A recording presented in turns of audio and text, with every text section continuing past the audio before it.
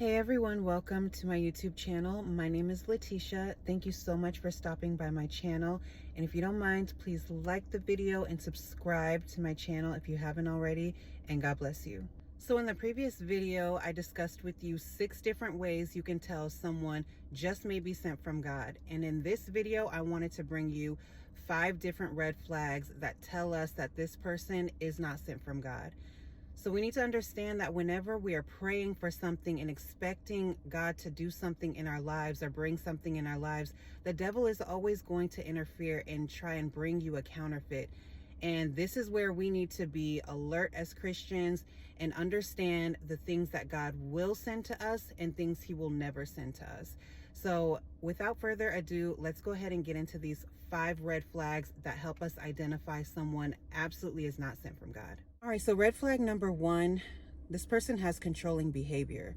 God will never send you a person who seeks to control you, because to control someone is to take away their free will.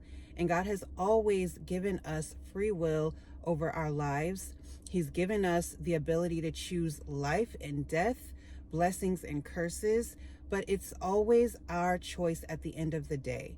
A person who wants to control you is an insecure person who feels that they need the power to have the last say so and tell you maybe what to wear, or who you can talk to, who you can't talk to, where you can and can't go. And these are not things that God would even do. God is a God who was and will always be a God of free will.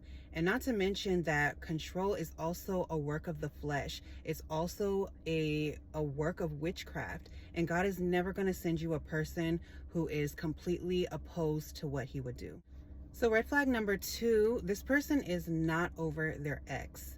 You may notice that this person carries around maybe a picture of their ex or gifts of their ex, or maybe they talk about their ex every time you have a conversation. Somehow their past relationship comes up. This person is not over their ex, which means that they emotionally are not available to give themselves to you. God's not going to send you someone who's not yet ready to make that commitment to you and who's not yet ready to take that step with you. A person who's not yet over their ex most likely still holds a spot in their heart for that person. And most likely if that person was to come back in the picture, they would probably leave you or walk away from you for that ex. Red flag number 3. This person has a bad history with everybody. Friends, family, past relationships. This person just seems to not have a good track record of having relationships with anyone. Everybody who they've been close to, they seem to have burned bridges. They seem to just have, really toxic relationships with them. Most likely this person is being the common denominator is the reason why. And especially if you find that this person is blaming everybody else in their past for the failed relationships or for the bad blood, then this person most likely is the reason why those relationships didn't work out. And it's only a matter of time before they do the same thing to you. Red flag number 4, this person doesn't respect your boundaries. So if a person doesn't respect your boundaries, ultimately they don't respect you. We set up boundaries as Christians to keep us from doing what would otherwise not be pleasing to God. And a person who wants to come along and coerce you into letting your guards down is not a person that's sent from God. And I would say this person is a counterfeit. Red flag number 5. You don't have any godly peace to move forward after you've prayed, or maybe you fasted as well, but there's just no godly peace to move forward in this relationship. Like I said in the previous video, that God will always back anything that he's a part of with his peace. He's always going to give us his peace because that's how he lets us know he's a part of something. And when he's not a part of something, you'll probably experience, fear, doubt, shame, guilt, confusion. Any of those types of things indicate that God is not a part of something, because where he's at, those things are not at. And when he isn't in something, most likely you're going to experience those types of feelings.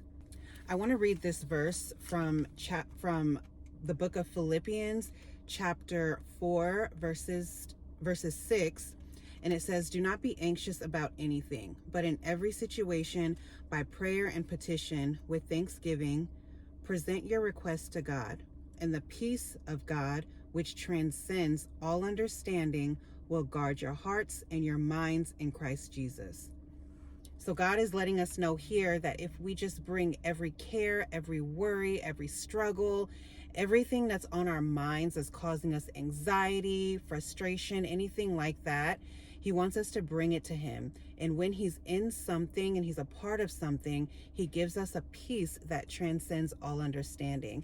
And that's a peace that the world can never give to you, and a person can never give to you, things can never give to you.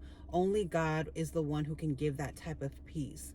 So I encourage you guys to be prayerful, and I really hope that these tips help you to identify the types of people God will never send to you.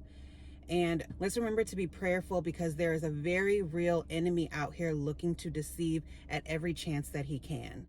So I really hope that you guys enjoyed this video. Please like the video and subscribe. Leave a comment if you want to. And I will see you guys on the next video. Bye.